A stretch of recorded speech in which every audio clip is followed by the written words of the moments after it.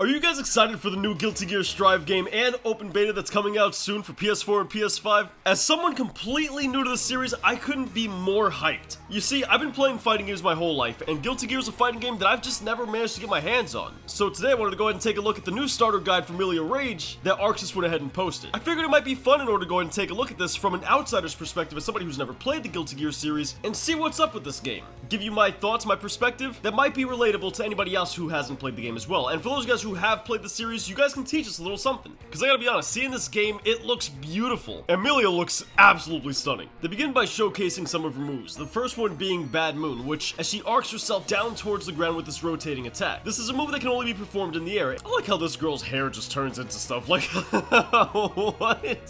I love it. I love that kind of over the top, you know, wild stuff that they got going on. The animations are absolutely beautiful as well. Now we got Turbo Fall. What's this all about? Nice.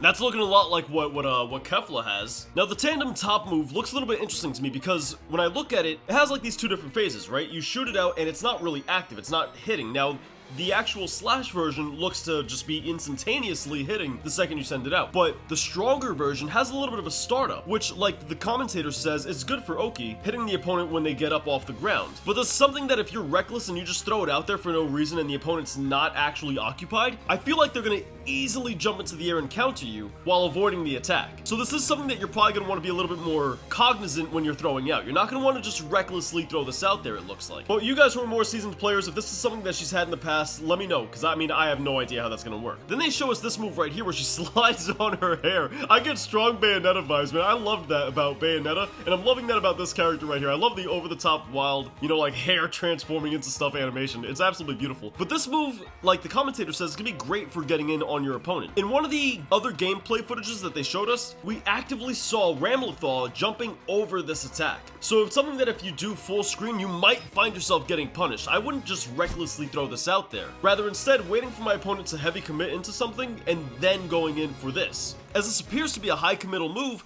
that once you activate, you're dedicated to. So once again, if your opponent sees you go ahead and telegraph this, they're just going to avoid it without a problem. Now, I like this move a lot. I'm a big fan of cross-up characters and heavy mix-up, and Mirage right here looks like a ton of fun. You see, because they show, look, I didn't even see that. I didn't even see her go behind him. Let's watch frame by frame.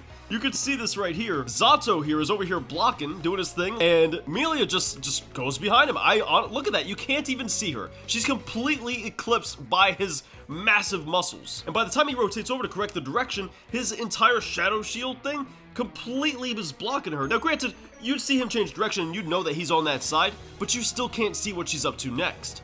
Good stuff. Lust Shaker, alright, I like it. Some good pokes, but this definitely looks like something that you would do in a block string or something that you would do in a combo. It's not really something that you would just throw out there. Like, it's not going to be one of your tools that you start something with, it looks like. But I could be wrong on that. This move is awesome. Anything that gives you higher mobility, I'm always a fan of, because I'm of the belief that the second you give any character higher mobility, that's always a good thing, right? That's never a bad thing, surely. And the fact that this move can also hit somebody is another plus. But I feel like in the hands of a reckless player, in the hands of a new player that's not really familiar with the game, you're gonna get punished doing this. You're gonna go ahead and get slammed with this. For those of you guys who play Dragon Ball FighterZ, I liken this not in motion or animation, but more so in the reckless application to Android 17's little like wall bounces that he does. Once again, not in the actual movement itself, but if you're reckless with it, I can definitely see you getting punished. And this, once again, is something that we've already seen in previous gameplay, where Millia goes ahead and does this and immediately gets slammed into by, I believe, Ramlethal once again. But I do feel like in the hands of an experienced player, that's going to be absolutely incredible. And it'll also be dope in order to see that work into combos, because you already know people are going to put that in combos. And this attack right here is pretty dope, right? Not only does it have a beautiful animation,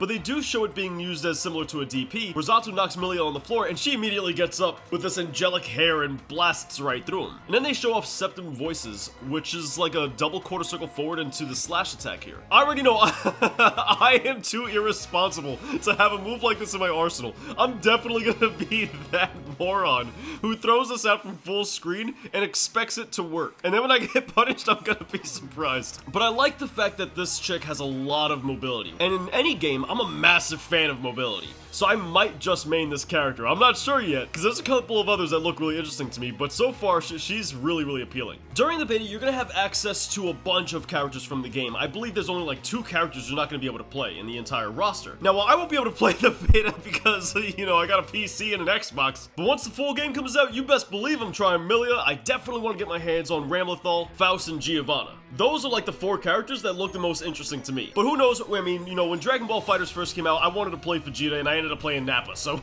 we all saw how that went. But let me know in the comments down below, who do you guys want to play in the beta? Now, if you guys are new here, check it out. Subscribe for daily Dragon Ball FighterZ content, and now, Guilty Gear's gonna be coming to the channel as well, so you can expect all the latest news for this game as well. We have ourselves a pretty beautiful community here, and I'd love to see you guys become a part of it. On that note, dudes, thank you very much for watching. I really appreciate it, especially on this video, the first Guilty Gear video here on the channel. But on that note, I'll catch you guys tomorrow. Until then, have yourselves a wonderful day.